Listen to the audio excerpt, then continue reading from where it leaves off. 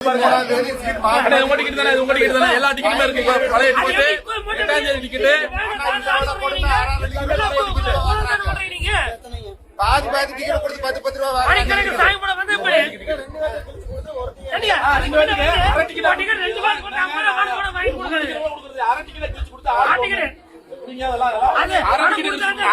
கொடுத்துங்க. ஆளுக்கு 10 ரூபா. கோபநாதர் மலை சாமி கோயில்ல HRNC டிபார்ட்மெண்ட் ஆளு, அரங்காவலர் குழு உறுப்பினர், அரங்காவலர் குழு 3 பேரு, மிஸ்டர் கோபிநாத், கிரி, கோபாலகிருஷ்ணன், இவங்க 3 பேர் சேர்ந்து அறநிலையத்துறை இந்த மாதிரி பகுதி டிக்கெட்டையும் பழைய டிக்கெட்டையும் மக்களுக்கு கொடுத்து விநியோகம் பண்ணி காசு சம்பாதிச்சுட்டு இருக்காங்க. இதை கண்டிக்கணும். இந்த கோபநாதர் சாமி கோயில்ல இவ்வளவு பெரிய ஊழல் நடந்துருக்கு. அதனால கோபநாதர் சாமி கோயில வரக்கூடிய அனைத்து வருமானங்களையும் மறைமுகமா சட்டத்துக்கு புறம்பா அதிகாரிகளை ஏமாத்தி அதிகாரிகளை கைக்குள்ள போட்டுக்கிட்டு எந்த ஒரு நடவடிக்கை எடுக்காம இந்த அரங்காவலர் குழு உறுப்பினர் தலைவர்களும் இந்த வேலையை செஞ்சுட்டு இருக்காங்க.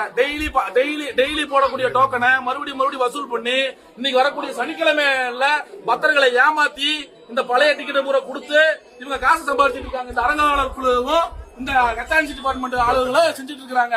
இது யாருக்கு இந்த 10 ரூபா கமிஷன் போகுதுன்னு தெரியல. இங்கேயும் இந்த டாஸ்மாக்ல தான் 10 ரூபானா இந்த கோயில்லயும் 10 ரூபா ஆட்டையா போறது இந்த கவர்மெண்ட் சேர்ந்து இந்த அரங்காவலர் சேர்ந்து இதுல மக்கள் ரொம்ப பாதிக்கப்பட்டிருக்காங்க.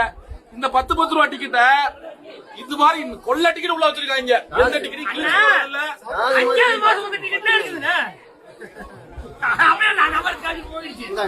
இது நடவடிக்கை எடுக்கணும்.